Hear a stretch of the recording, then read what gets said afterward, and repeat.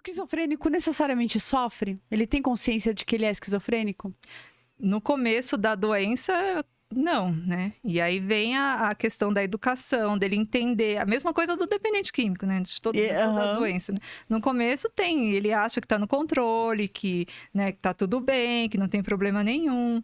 E aí, com o passar do tempo, com a psicoeducação que a gente vai fazendo, ele vai entender. Fala, se você não entender o que você tem, fica difícil você dominar isso. Né? Então, vamos entender, vamos estudar, vamos conversar, tirar suas dúvidas, porque aí você vai conseguir dominar. O esquizofrênico, ele entende que ele tem, que a esquizofrenia, ela é na verdade, ela é uma condição, ele nasceu esquizofrênico.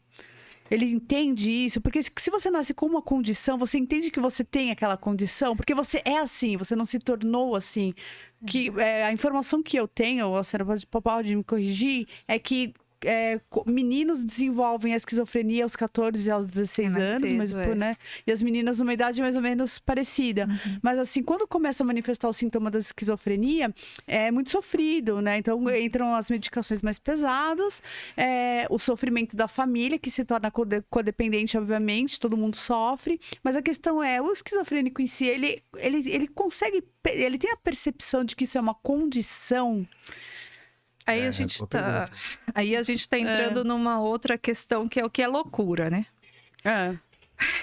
Então, eu trabalhava no foco da pobreza, lá no cantinho do céu, né? Na beira da represa.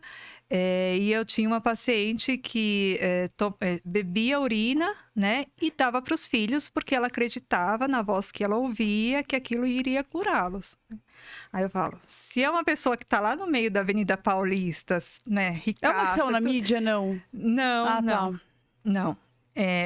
Vai falar que é urinoterapia, que é uma coisa alternativa. Sim, tem muita gente que faz isso. Exatamente, entende? Já teve uma fase. Muita gente. Muita gente toma xixi. Que limpava, de que era... Exatamente. Mas a gente está falando aí de pessoas que sofrem de esquizofrenia, é outra coisa. Qual que é o limiar de eu entender que aquilo é loucura?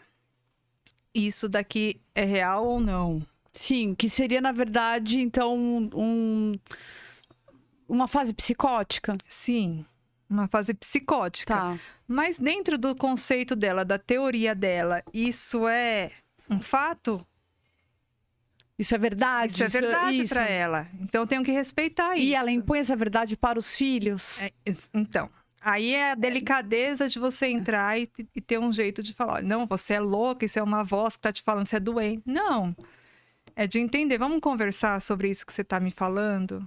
Vamos estudar junto para ver se de fato isso tem alguma pesquisa científica por trás disso, para a gente ver se dá certo ou não. A psiquiatria, ela entende, na verdade,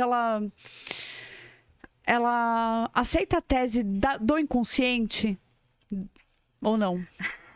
Pergunta difícil. Aí eu vou falar. Então. Tem psiquiatras que sim, tem psiquiatras que não, né? Não vou responder pela psiquiatria. A psiquiatria, então, tem vertentes que são, na verdade, psicanalíticas. Com certeza. Freud é a base de tudo, né? De toda a psicologia, né? Claro que tem as diferenças hoje em dia, mas a base de tudo tá ali, né?